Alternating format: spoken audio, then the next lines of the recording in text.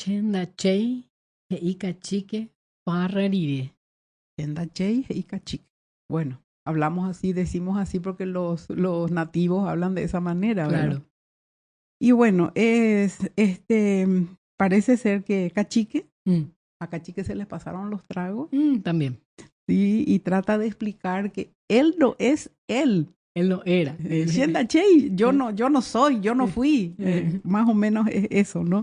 Pero también para mí se puede utilizar el Shenda Chey y usamos mucho cuando estamos mal, estamos sobrecargados, estamos preocupados. Y a veces nos levantamos, nos despertamos dispersos.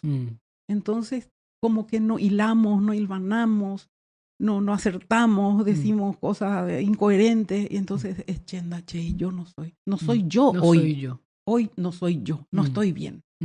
Es eso también. Se puede aplicar también en ese sentido. Bueno,